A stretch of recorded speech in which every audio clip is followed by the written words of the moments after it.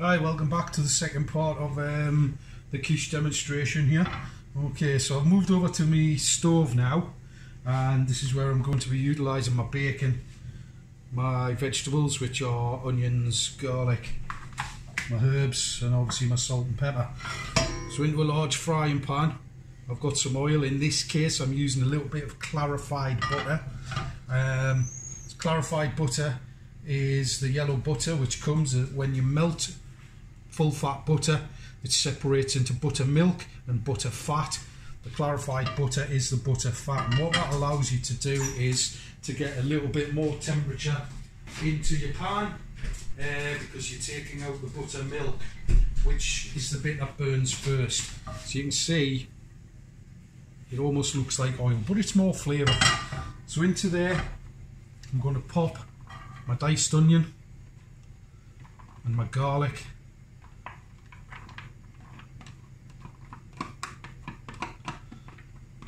Get all those out.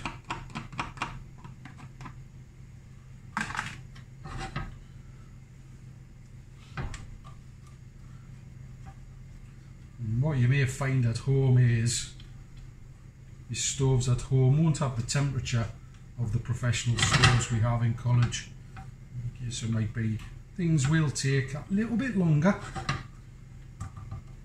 but that's okay.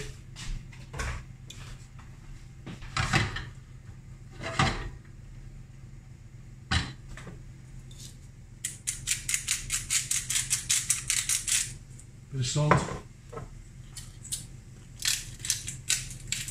and pepper.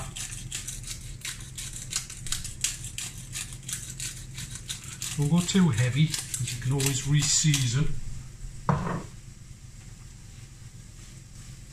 I'm just going to start to break those down in the pan, waiting for my onions just to go a little bit transparent, and I'm going to put my bacon in. I'm going to start to cook that.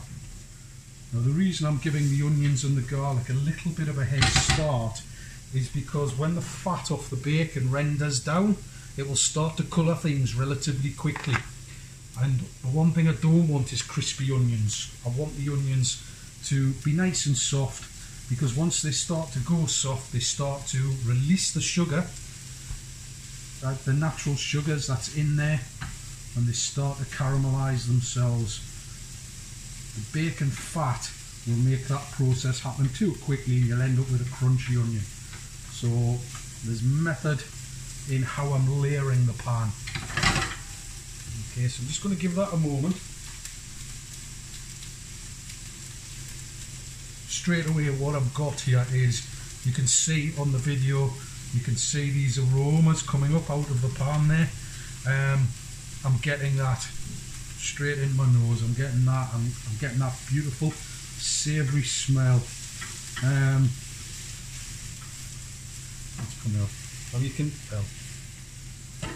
see there that the onions are starting to go opaque. So I'm happy with that. So I'm going to put the bacon into the pan now. Get all that in. I've got 6 rashers of bacon here. Now that might seem quite a lot, but this is supermarket bacon and it's very thin. So ordinarily I would have maybe gone 3 or 4 rashers if it had been the thicker bacon that we would usually have or use in college. So again, I'm compensating for us not having our hands on our regular supply of what we're used to working with.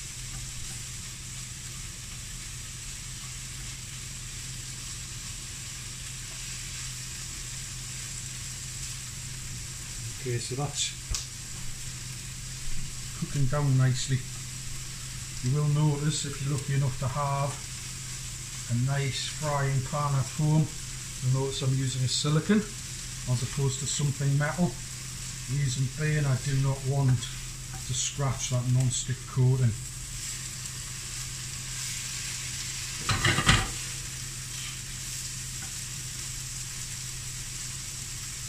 Okay, that bacon is starting to go nice and pink there.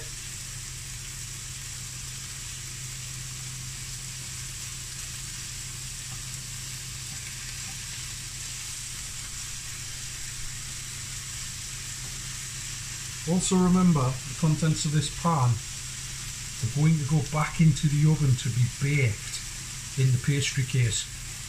So don't worry about having it 100% cooked right the way through, because the baking in the oven is going to finish it off.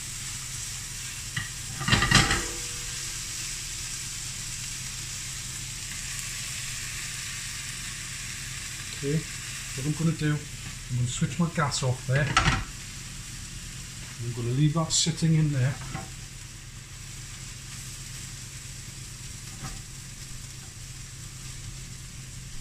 And then I'm going to wait the remainder of my time for my pastry to chill, and then I'm going to come back to you guys and we'll roll it out. We'll line our case out, we'll get it into the oven and we'll blind bake it. And I'm going to show you how to do that if you haven't got baking beads at home. Okay, I will see you in a few minutes.